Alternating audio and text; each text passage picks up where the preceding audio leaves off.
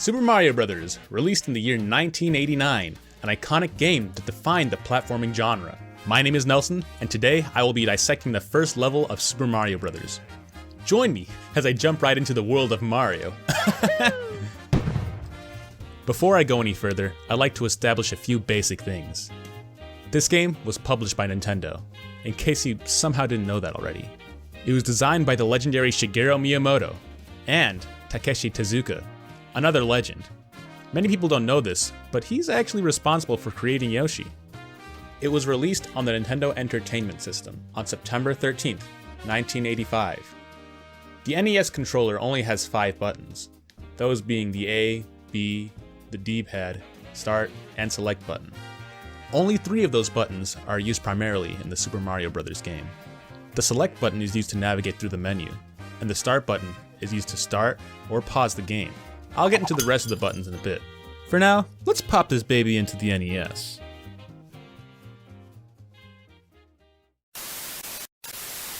Oh, whoops. Gotta blow on it. Classic games, am I right? As the introduction for the game, our only incentive is to move to the right, since Mario can't move the screen towards the left. The game even encourages you to move to the right by placing Mario on the left side of the screen, leaving all that space available on the right. For the sake of demonstrating this game, I will be commentating over Chad the non-gaming lad's gameplay, since he's somehow never played a video game in his entire life. Okay. Move to the right. Whoa, what's this little homie? Oh no, brah! So, we've encountered our first obstacle of the game, the Goomba. Since we can't simply just pass the Goomba, we need to figure out a way we can get over the Goomba. Let's see Chad try that one more time, but this time, pushing buttons. Okay, the little homie didn't like me very much. Let's try hitting some of these buttons, brah. Okay, we got the A button. No way, brah. Whoa. And I accelerate with the B button? No way. Now that we know how to jump, we can figure out what happens when we hit these shiny question blocks. What are these, brah?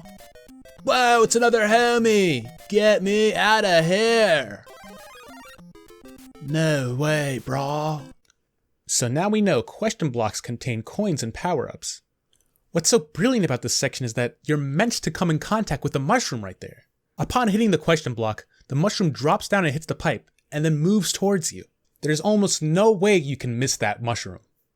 I'm a bigger homie. That's far out, dude. So, in the introduction, we learned our first core mechanic, jumping. We learned how to get past enemies, and we learned how to get power-ups, all within the first screen. In this next section of the level, the player gets to rehearse their newly discovered jump ability by jumping over pipes of various heights and Goombas. Look at these pipes of various sizes, bro.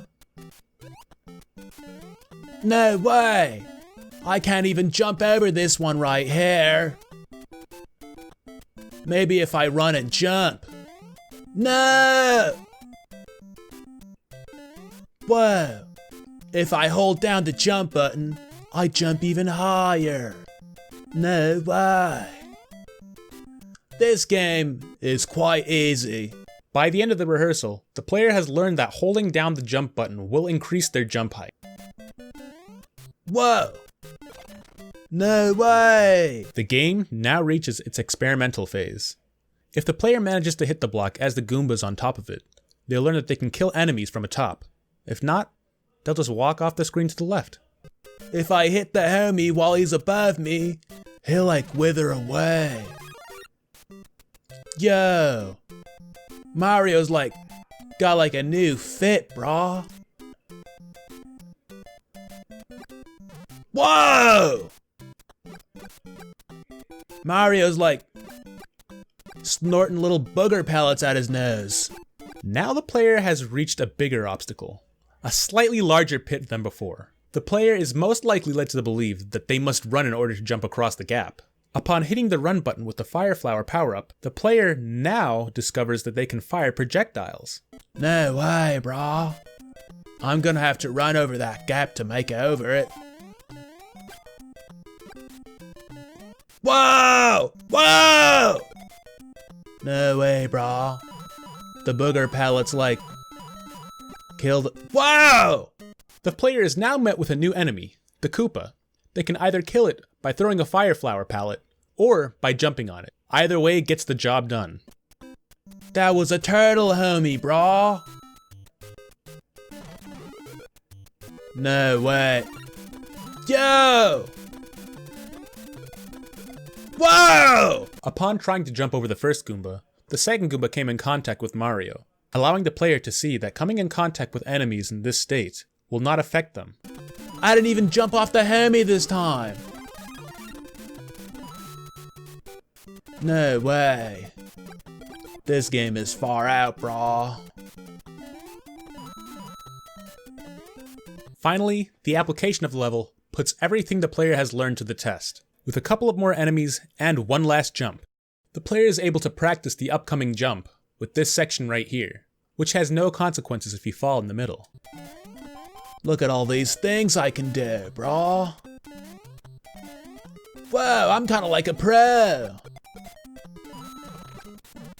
Lastly, the player uses their jumping ability to climb over the mountain and reach the goal pole at the end. The goal for every level is of course to reach the flagpole at the end of every level. Wow. What do I... No way. I like totally beat the game, homies! With that done, we've completed the first level in the Super Mario Bros. Game. The core experience is quite simply entertainment. In order to keep players invested in reaching the goal of each level, the journey to the goal must be entertaining. If a level is confusing, complicated, or straight up unfair, people won't want to play it.